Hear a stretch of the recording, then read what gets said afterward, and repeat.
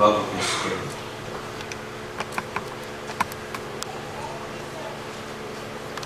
Indriny lehibe ny fitiavanao sy ny rafonao Andriamanitra, mahagaga ka tsy takatry ny sainay. Fa na dia Andriamanitra aza ianao dia nanaiky hijery anay olombelona mpanota amin'izany alehibe ny rafonao sy ny fitiavanao izany. Ka nekenao ny hoety aminay, nekenao ny hiara-monina aminay, nekenao ny hijery anay araky ny habeny rafonao. Mifona aminao aneky izay fa matetika dia heverinay tongotsy eo ianao na tsy misy akory azy ka te handeha amin'ny lalanay izay. Kanefa amin'izany indrindra mbola ataonao manako ako ao anatin'ny fonay amin'ny fiainanay, ny feonao miantso anay hiverina aminao mba tsy handeha amin'ny lalana mahafaty fa handray kosa lalana makany amin'ny fiainana mandrakizay izay tarihanao anay amin'ny alalan'ny ampijoroanao ny fiangonanao.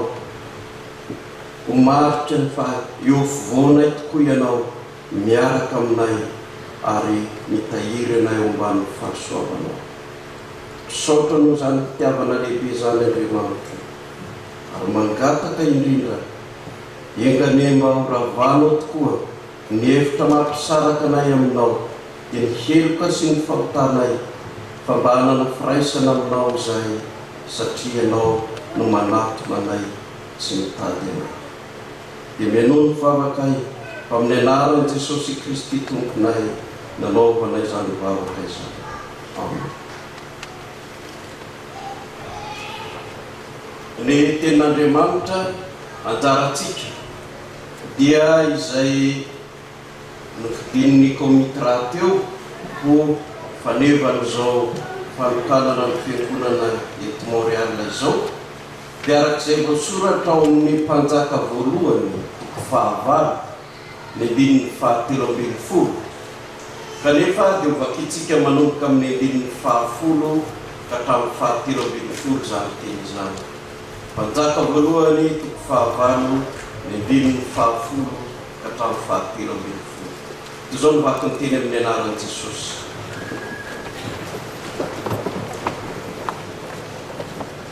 Ary noho nivoaka avy teo amin'ny fitoerana masina ny mpisolony dia nameno ny tranon'ny tompo ny rao. Ka dia tsy nahajanona hanao fahanipoko vavahana ny mpisolony noho ny raona satria ny voninahitry ny tompo nameno ny tranon'ny tompo. Teo Solomona ny tompo efa nilaza fa hitoetra ao amin'ny Espito izy. Efa nanao trano hitoeranao tokoa aho, dia hitoeranao mandrakizay.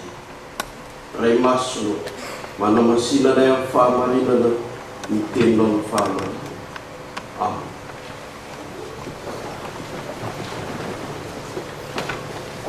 Ry fiangonana malala, ho aminareo rehetra ny fahasoavana mampiadanana avy amin'Andriamanitra raitsika sy Jesosy Kristy tompontsika. Amen. Voalohany indrindra ny fiavana dia miarabantsika menakavy eto Montréal sy ny manodidina izay tonga amin'izao fanokanana ity fiangonana ity izao. Fiarabana satria tahian'Andriamanitra isika menakavy ka tafaona eto, ary notahiny ka netiny nampidiriny ho amin'ny tranony handray ny fitahiny sy ny fahasoavana. Zava-dehibe indrindra zany ka isaorantsika azy sy ankalazantsika ny anarana.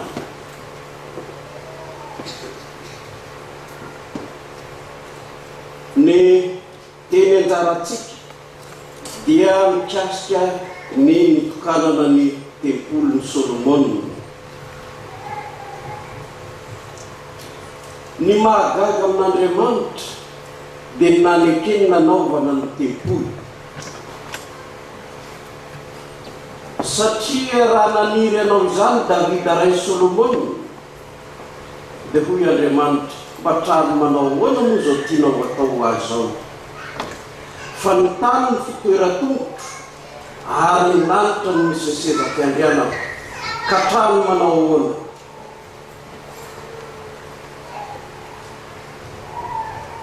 ovaliny ny faniriany Davida anao trano an'Andriamanitra dia Andriamanitra kosa ny namaly azy hoe fa izaho no hanao trano ho anao. Izaho koa Andriamanitra no hanao trano ho anao. Ka inona ity trano na tempoly natao Solomona ity? Hitovy tamin'ny manodidina azy ve izy? Satria ny firenena manodidina rehetra dia nanana tempoly tsampy nametraka ny Andriamanitra tao, dia ilay Andriamanitra tsy afaka miteny, tsy afaka mivolana, fa vato na hazo ka apetraka eto dia mipetraka, apetraka eroa dia mipetraka. Io ve ny tiany Solomona ho atao koa? Sanatria zany tsy zany velively, fa rehefa nanome toky an'i Davida Andriamanitra fa izy hanao trano azy, dia tena nibanjina ilay tempoly lehibe dia Kristy zany. Satria avy eo amin'ny taranaky Davida no hivoahan'ilay avy amin'Andriamanitra dia Kristy, dia izy ilay nanao hoe raha vao ty tempoly ity fa hatsangako amin'ny andro fahatelo.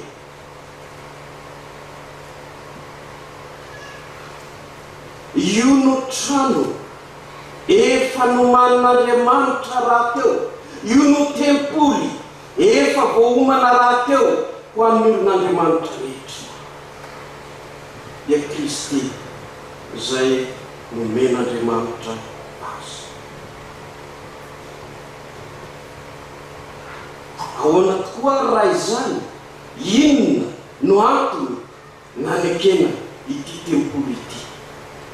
Fa na Solomona tenany aza somary nanao vavaka hafahafa ihany no hoe dia hipetraka tokoa va Andriamanitra. Kanefa eo indrindra no namaly azy Andriamanitra tamin'izao, ka raha vao nivoaka ny mpisorona avy nitondra ny fanaka masina rehetra, ny fiaran'ny fanekena nampidirina tao amin'ny tempoly, dia indro nameno ny trano ny rahony sady ny voninahitra Andriamanitra,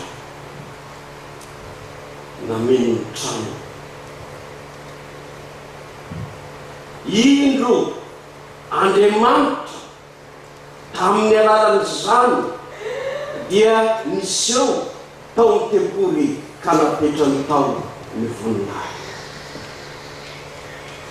Ny teny hoe voninahitra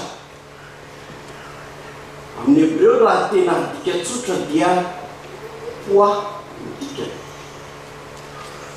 Ka rehefa miteny isika hoe manana poa mihitsy ny olona dia manakaiky ny Hebreo zay hoe misy voninahitra, misy heriny, misy ny maha izy azy izany.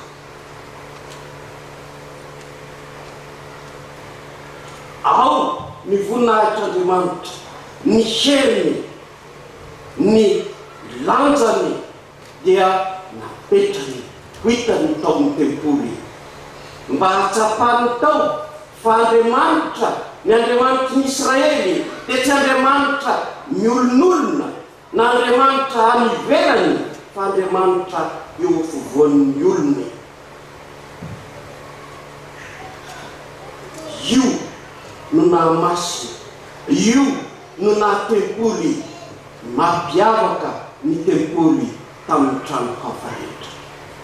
Nanaiky Andriamanitra hametraka ny voninahitra tao, izany hoe ny heriny, ny fahefany dia tao koa. Satria ao amin'izany no tenenan'Andriamanitra tamin'ny Solomona ny hoe ao dia trano handraisam-pitahina, trano handraisam-pitahina. amin'izany fietezan'Andriamanitra midina ka nakao amin'izay trano natao tanana dia ao indrindra no anehoan'Andriamanitra ny hoe eo afovoanao tsy lavitra fa eo akaiky, ary tsy hafa fa ny fahatanterahany zany dia nitanteраhan'Andriamanitra tamin'ny nandrany an'i Jesosy Kristy zanany ilay tempolo velona ka tonga teo afovoan'ny olony, tonga teo amin'ny olony hitondra ny fitiavan'Andriamanitra manontolo, hitondra ny famorampon'Andriamanitra feno sy ny fahasoavany mba hahita fitahina tokoa izay manatona azy sy izay manaikitra azy.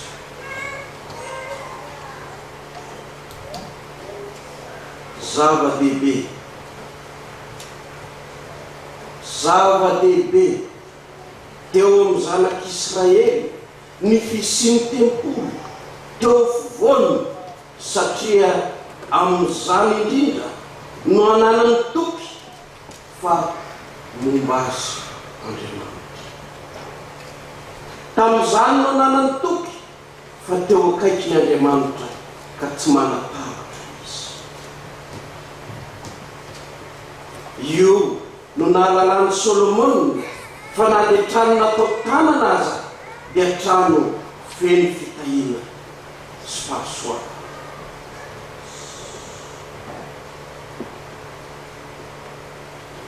Amin'ny andro ankehitriny ny mahagaga dia toa tsy misy dikany na misy vidiny ho an'ny olona intsony ny tranon'Andriamanitra, satria tsy tsapan'ny olona sy tsy hitany ao intsony ilay voninahitr'Andriamanitra mipetraka.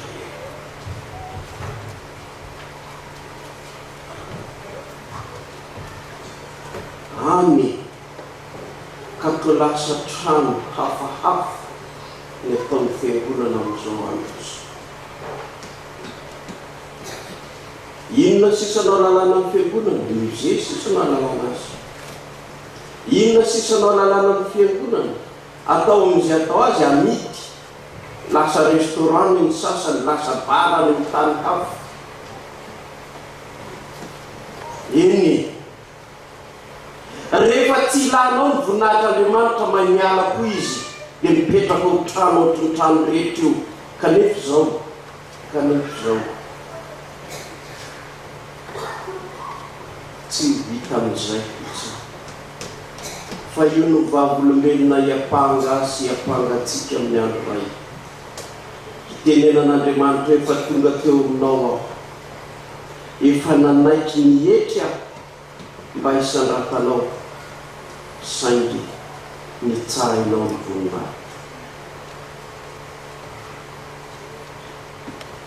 Raha miteny isika ankehitriny efa nanao trano itoeranao tokoa dia fitoerany itoeranao mandrakizay, dia fanekepinona ny endrika izany, dia fanekepinona izay manaiky hoe ianao Andriamanitra no afovoany ny fiainako mandrakizay. Ianao Jesosy ilay tempoly tsy natao tanana, ianao no afovoany fiainako mandrakizay, itoeranao mandrakizay, tahaka izay lazan'ny apôstôly Paoly hoe fa tsy izaho intsony ny velona fa Kristy ny velona atao anatika. Raha izany dia ho tanteraka tokoa izao fanekepinono izao, ary Andriamanitra manaiky tokoa fa vonina hitoetra mandrakizay eo amin'ny olona izy. Ny fanekena zany dia tsy Andriamanitra intsony ny olana fa isika no mividy sy miala fa tsy tia halala izany.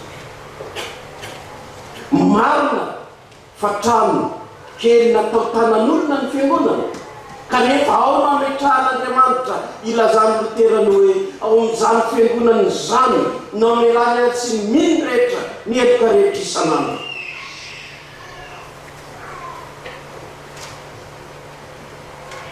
saingy ary ny hebreo vao nivakitsika teo dia ny hoe aza mahafoy ny fiarahantsika. Nataon'Andriamanitra ny fiangonana ho atsika, nataony ny fiangonana iaonatsika samy isika ifampaherezantsika amin'ny finoana ary indrindra iaonany amintsika ka andraisantsika ny fitahina. Saingy mbola ilayntsika ny satsy, saingy mbola tadiavintsika ve fa maro ireo efa tsy mila azy intsony, maro nefa tsy mila azy intsony.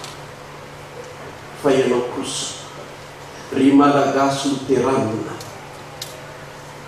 mbola miteny aminao Jesosy amin'ny alalan'izao hitsanganan'ny fiangonan'izao hoe te hitoetra eo aminao manatra zany, fa mila avy ianao satsy.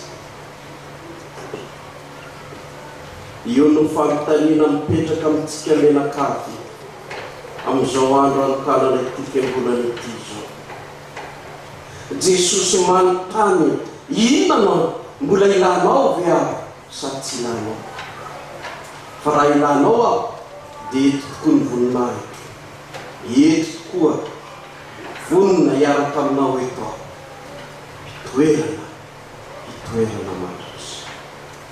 Dia Jesosy dia hitoetra mandrakizay ao anatin'ny fo ao fiainantsika tsirairay avy. Ary raha izy no mitoetra sy manjaka ao anatin'ny fo sy fiainantsika dia minoa volavary ny fiainanao dia ny ety ao mandrakizay. Dia ny ety, ary io le lazany Lutera amin'ny antsoina hoe dialectique du déjà et du pas encore. Efa raisinao sy satarinao iainanao dia ny ety ny fiainan-danitra, fiainana mandrakizay izay atolotranao, ary ho raisinao amin'ny fahampianoany sy ny fahatanterahany amin'ny andro anankiray izay tsy maintsy ilanao. Efa mifankazatra tanteraka aminy ianao ka hoy ny apôstôly Paoly hoe namaky aho, navelona dia ao amin'ny Kristy. Voninahitra ny an'Andriamanitra raisy zanaka ary fanahy masina izay azy hatramin'ny taloha indrindra ka azy hatramanitra. Amen. Raisiny fitahina. Fahasoavan'i Jesosy Kristy Tompo, fitiavan'Andriamanitra ray, ny firaisana sy ny fiambonana amin'ny fanahy masina ho aminareo rehetra ny hatramin'izao mpo mandrakizay. Amen.